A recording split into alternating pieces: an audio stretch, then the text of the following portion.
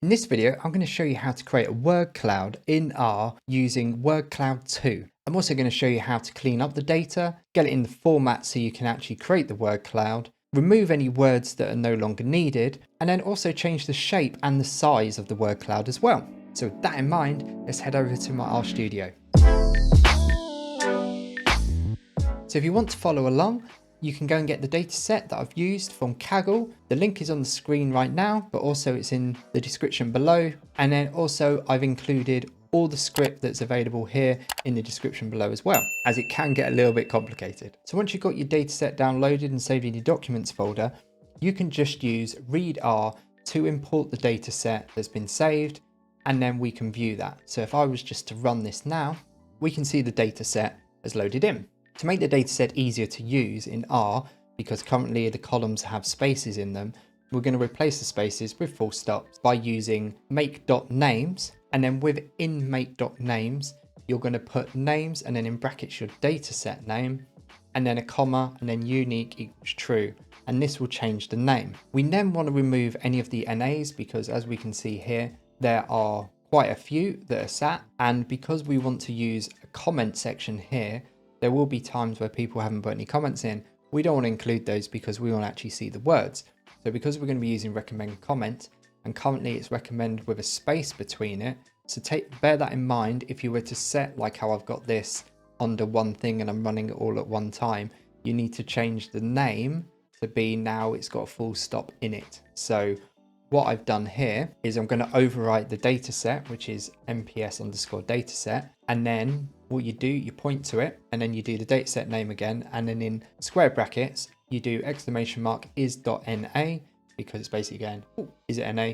Yes, that's what you want to remove. And then you do dataset, and then you select using the $sign what the column is you want to remove, any rows that got an NA in them. And then you do close bracket, and then you do comma, and then you do close square bracket. Now, if to run that now, we'll now see all the rows that have NA under the recommended comment here will no longer see an NA because those will be all removed. So if I click run, and if we go to the column here, we can see where the spaces are. These now have full stops in them.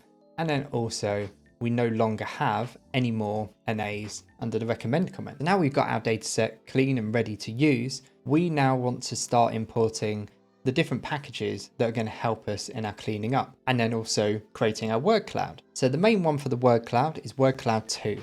So what we want to do is install that package, and then we want to install the TM package, which stands for text mining, and then that will allow us to actually clean up the data within the recommend comment column. We can then do different things like remove any spaces, remove any formatting, make everything lowercase because it would count. Say if you had something that started with great as an example, but it had a capital G and another one had a lowercase g, they would count them as separate. So you would count them twice, but not as a group. So therefore, if you format them all into lowercase, and then also you can do removal of like filler words, the, and as an example. And then just to make it a little bit easier in our piping, we're going to be using dplyr to ensure that we can have this in a nice clean format. So if I was now to just install everything here, so now all those packages are installed and loaded in. Now we want to just select that particular column. We're going to be using the recommended comment one. And then we want to be able to set the data ready for the text cleaning that I mentioned we were going to do. And to do that, you need to change it into a corpus, which is done via the text mining package. All you want to do is you can overwrite your original data set, or in this case, I'm just going to give it a new name so we can keep seeing the different steps that have changed once we do all these different parts. And I'm going to call this one mps_corpus. And then what we're going to type in is corpus, and then the vector source. And then within that, we're then going to set what the dataset name is and the column you're going to use. So we've got the dataset name, which is mps_dataset. And then we're setting the column by doing the $sign. And then we're doing the column in question, which is the recommend comment. And then we want to just inspect to see how that looks. So if we run this now, we can see it's now just pulling through the information from row 1, 2, 3, 4, 5, 6, 7, 8. And if we were to just go back to here, we can see here, look, don't often recommend. Let's have a look at number 5, agent fixed the problems. And then if we go back here, number 5, agent fixed problems. Yeah. So we can see that's now converted, only looking at that one column now. But the problem is, because it's now just a string of text, we want to be able to then get it into a point where we're just looking at the keywords that we want and also format it so everything is all the same. So if we come down to the section here, this is now we can take that corpus that we've created, and this time I'm going to call it mps_text_clean. So then we can look at it in a clean format. And then I'm starting to use what the dataset was that we created with the corpus, which is mps_corpus. And then I'm using dplyr to do the piping. So as you can see here, it makes it a little bit easier to do instead of doing separate lines for each one. Then I'm using tm_map from the text mining for the tm package. And then what we want to do here is, as I mentioned, we're now using content_transformer and then in brackets to lower. So because this is just set to just one column, which is the recommend comments column, we can just pipe in to just look at that one by using the dataset name because there's only one column. But technically you could do it across all the columns as well by using the same way, or you could set it to just whatever column you wanted to do, but it just makes it easier to look at if you just got the one column you're working with. So because of that, we can then set what is to lower, and that means that's going to make all the words lowercase. And then we pipe in the next one, which is using the tm_map and then strip white space, which is basically removing any spaces. And then we do tm and then we pipe in again and then do tm_map. And then this time we are doing remove punctuation. So that's going to remove any sort of like brackets, full stops, exclamation marks, quotation marks, all those type of ones. That will be removed there. And then we pipe in, and then we want to remove numbers. So we do tm_map and then do remove numbers. And then we pipe in the remaining part, which is tm_map and then remove words. Now you can remove words and do different words, but in this case we're doing stop words, and then I'm doing English stop words. There are others, if you look at the documentation, say if you're dealing with data from a different country, you can then put stop words that relate to that particular country. But to find out what that one's particularly called and where you can remove it, you can find that out in the documentation.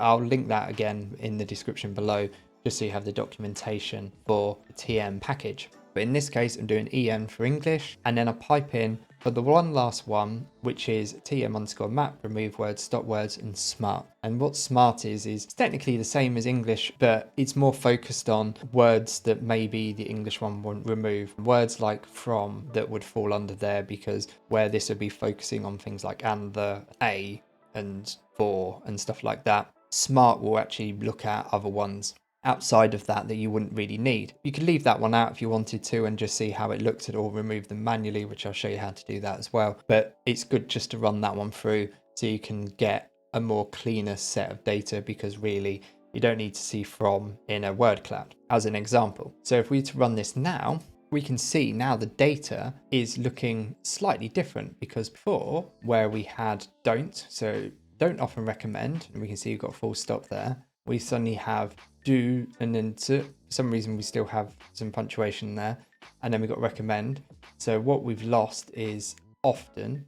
So often's been removed, which will probably be part of the smart remove stop words. And you can see there's no full stops, anything there. So it's a bit weird that it's done don't and then not actually got rid of don't. We've also kept the punctuation. So this is something you could remove, but most likely that's only showing up like once, so it wouldn't really show up in the word cloud that much anyway. But if you want to remove it, I'm going to show you how to remove words. So you could remove it if you wanted to, if you found there were weird ones like that. So now we know we've cleaned up the data. We then want to be able to then set where we can get the frequency count of all those words. So we want to count how many times staff, class, quickly. We can see class here twice. So we count as 2, then we got car, we got turn, great, customer, problems. You know, we want to count all those different words that are in this particular column. So the first thing we want to be able to do is set this to a document term matrix. And to do that, what you need to do is just, again, you can write over the original data set, but I'm just giving it another name again. So this one, mps_DTM. And then you want to type in term document matrix and then put in what your last cleaned, in this case, text cleaned dataset name is, which is mps_text_clean in my case. And then we want to just inspect what that would look like. But once that's converted, this is where we can start doing the frequency. And we do that by creating first as a matrix. So we set the name as matrix, as .matrix, and then we put in that dataset name. Then we want to do a count of all the different words, which is where we put in the frequency. And what we do to do that is we call it another table. We call it mps_frequency. And then within that, we do sort, and then we do row sums. Then we put the dataset name that we've created here for the matrix. And then we want it to be descending equals true, because we want to go from the largest to the smallest. And then because we now have it in a matrix format, we want to set it as a data frame. So then we create another table called mps_df, call it whatever you want, but in this case, it's because it's data frame, or keep it simple, because then it makes sense, just like I did with matrix and frequency here. And then we set data.frame, and then within there, and then we want to set what our column name is. And then within there, we're going to do names, and then we're doing the frequency and comma, and then the MPS frequency again. And then we're going to view what that data frame will look like. And that'll be a list of words with the number count next to it. So if we was to run this now, we can look at all these different parts and go through them in a bit more detail. So as I said, our data frame now has all the words here, and then the amount of times they show up in that comment section. Now, if we were to go back and then have a look at what happened when we did the DTM, we can see here it's doing a count where it's going like, oh, how many times did this show? 2. And the only reason why I've done here, I've done 8, because I've just basically done 8 columns, 8 rows. So we can just quickly see the data, but then it's showing you how many times that shows. Now, if we go to the matrix, so now we can see with the matrix, what it's done, it's created the table where we can look at how many times did these words show up in the first comment, second comment, third comment, so on and so forth. And then if we were to go back, so now you can see how that's laid out. Frequency is then just doing a summing of all that information. And then that's when we get the data frame that gives us the count of all the different words. But what we can see here, car, hertz, and cars are showing up quite a bit. And really, those are not really needed because this is a car rental company. And also we've got rental here. We know it's going to have cars, and we know the company name here is going to be Hertz. So we don't want those because they're going to take up a lot of the word cloud. So we can remove those by simply creating another data frame. And then we can call that mps_df_clean, because that's what we're going to do, just remove some words. And then we can use dplyr to then pipe in using the original data frame that we've got here. And then we're just going to basically filter out any of the words under the column words that say car, hertz, or cars. And if we was to run that, we no longer see those at the top.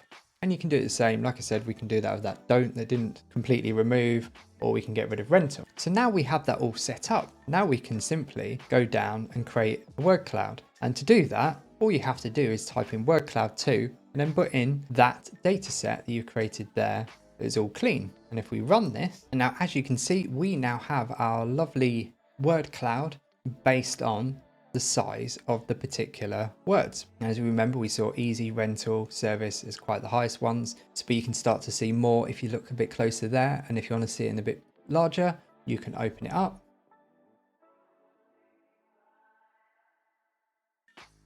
And see it like that.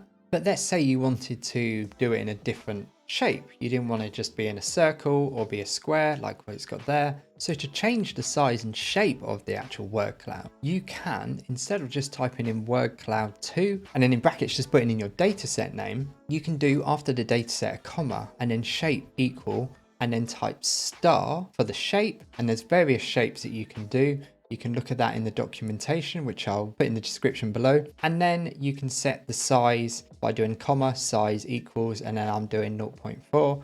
Now, if I was to run this, we'll then get a star at the size of 0.4. So if we run this now, you can see we now have a star word cloud. And if we was to open that up, we can see the star, but because we've adjusted the size, instead of it being right in the middle and they're all massive, we've now set it so it's at that particular size. But if you wanted to export this now, what you want to do is then just take that particular code, and then we want to run this outside We want to run this separately so it doesn't set here and it sets up in the viewer down here.